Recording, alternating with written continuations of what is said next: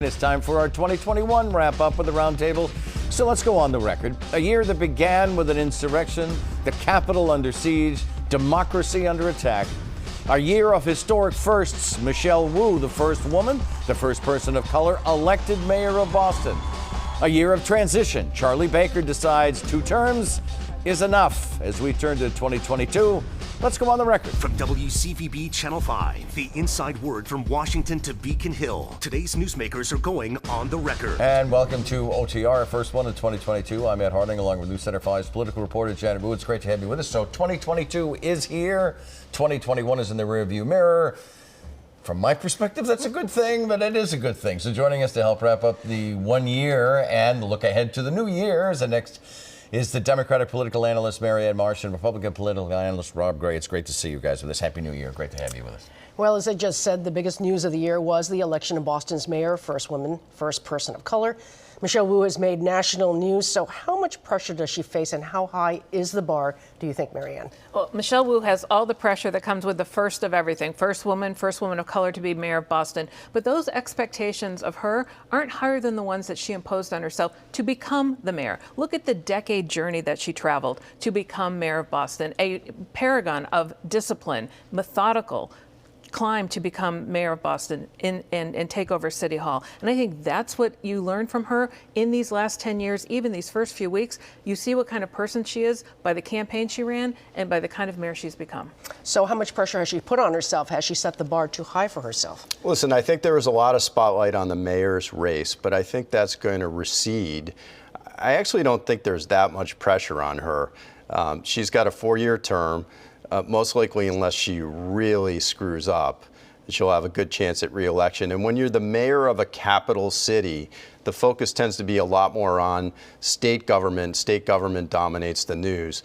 That being said, if it's a bad winter and she doesn't plow the streets, then she's going to have to answer for it and other things. You're in the mayor of a capital city, and it's the largest city not only in the state but in the region, too, to reinforce what you're saying. So the mayor made many promises during the campaign, promising to listen to every community in the decision-making process and then stepping away from business as usual. So what issues will be her first test, Marianne, do you think? I don't think she got to pick them because it's COVID and Mass and Cass, and they're inextricably linked. But give her credit. She already is practicing what she preached on the campaign trail. She is listening to other voices. Look at all the mayors she brought to her announcement about the vaccine mandates for certain venues a few weeks ago. Look at the fact that she interviewed every single person who lives on Mass and Cass and asked them what they needed and what they wanted. You didn't see those kinds of things before. So already she's put into action what she promised on the campaign trail. Rob?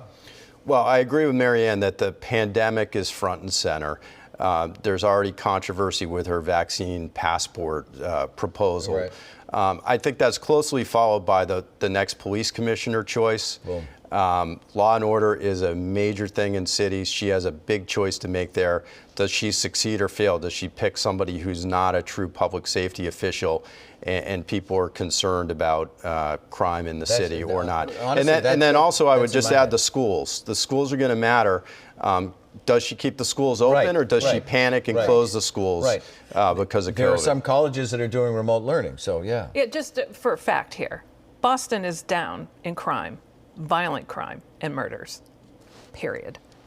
Does that preclude not needing a commissioner, though? Okay, but most cities and towns in Massachusetts and across the country can't say that. So for all the criticism of Rachel Rollins and others, the things that everybody else around the country are worried about aren't happening in Boston. Marty Walsh resisted defunding the police. Other Who's mayors defunding the police? Other mayors of big cities didn't. Who's defunding the police?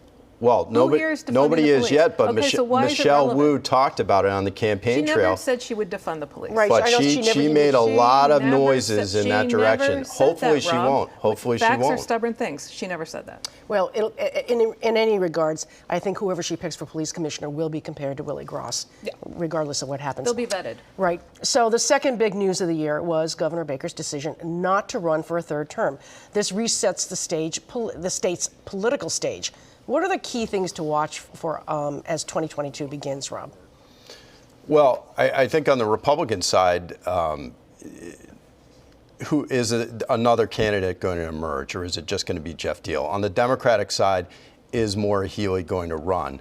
That's the key thing to watch. And then I think politically in Massachusetts, there's not too much else other than the governor's race. We're not going to have a lot of competitive congressional elections.